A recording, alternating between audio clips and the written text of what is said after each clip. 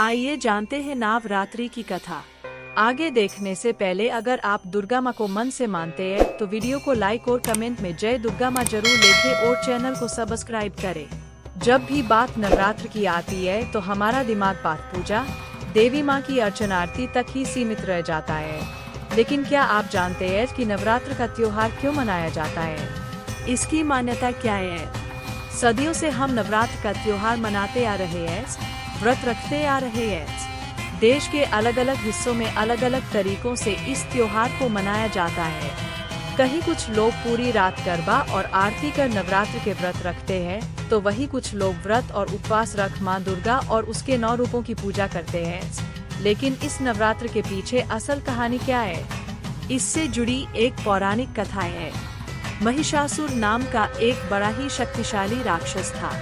वो अमर होना चाहता था और उसी इच्छा के चलते उसने ब्रह्मा की कठोर तपस्या की। ब्रह्मा जी उसकी तपस्या से खुश हुए और उसे दर्शन देकर कहा कि उसे जो भी वर चाहिए वो मांग सकता है। महिषासुर ने अपने लिए अमर होने का वरदान मांगा।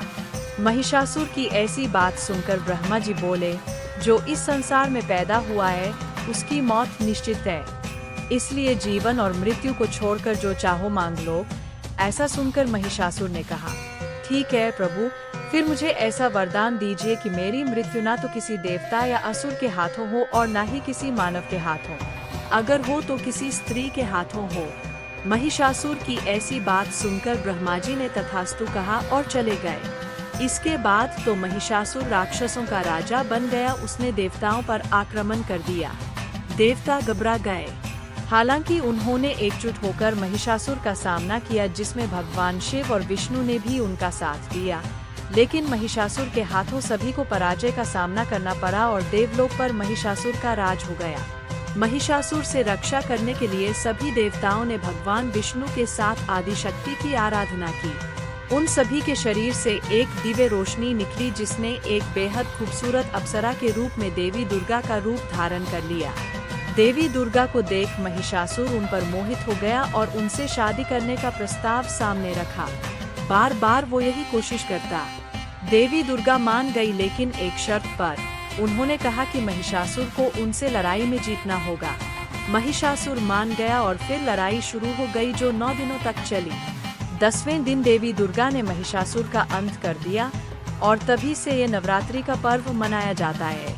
पौराणिक कथा के अनुसार माता भगवती देवी दुर्गा ने महिषासुर नामक असुर के साथ पूरे 9 दिनों तक युद्ध किया था।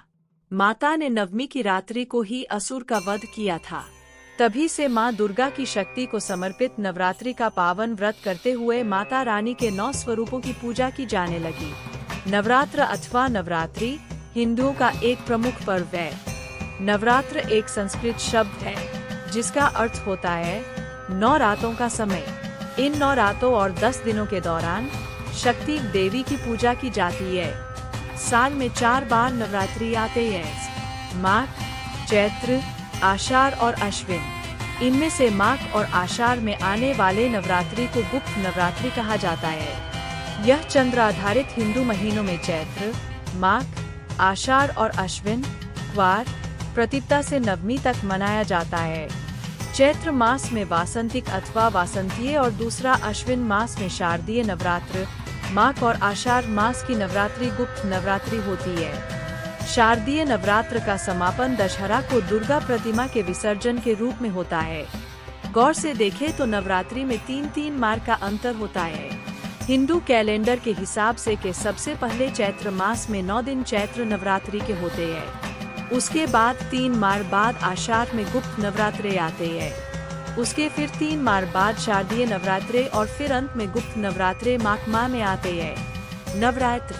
नवरात्र उत्सव देवी अम्बा, विद्युत का प्रतिनिधित्व है। वसंत की शुरुआत और शरद ऋतु की शुरुआत जलवायु और सूरज के प्रभावों का महत्वपूर्ण संगम माना जाता है। ये 2 समय में माँ दुर्गा की पूजा के लिए पवित्र अवसर माना जाता है। त्योहार की तिथियां चंद्र कैलेंडर के अनुसार निर्धारित होती है। नवरात्र पर्व माँ दुर्गा की अवधारणा भक्ति और परमात्मा की शक्ति, उदात्त, परम रचनात्मक ऊर्जा की पूजा का सबसे शुभ और अनोखा अवधि माना जाता है।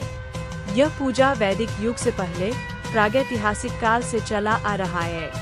ऋषि के वैदिक युग के बाद से नवरात्र के दौरान की भक्ति प्रथाओं में से मुख्य रूप गायत्री साधना का है। नवरात्र में देवी के शक्तिपीठ और सिद्ध पीठों पर भारी मेले लगते हैं। माता के सभी शक्तिपीठों का महत्व अलग अलग है, लेकिन माता का स्वरूप एक ही है।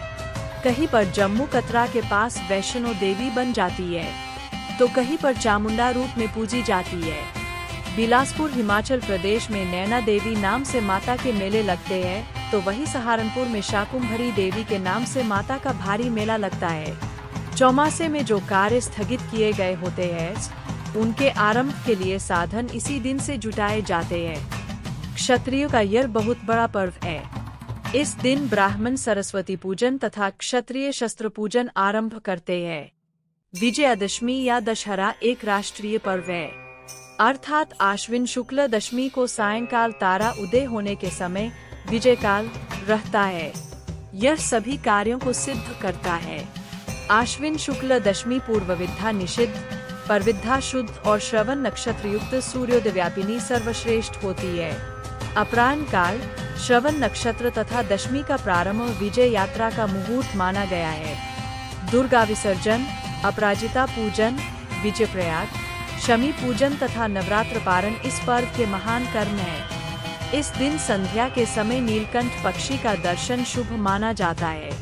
क्षत्रिय राजपूतों इस दिन प्रातः स्नानादि नित्य कर्म से निवृत्त होकर संकल्प मंत्र लेते हैं। इसके पश्चात देवताओं, गुरुजन, अस्त्र शस्त्र, अश्व आदि के यथाविधि पूजन की परंपरा है। नवरात्र के दौरान कुछ भक्त उपवास और प्रार्थना स्वास्थ्य और समृद्धि के संरक्षण के लिए रखते हैं। नवरात्रि के 9वें दिन, जिसे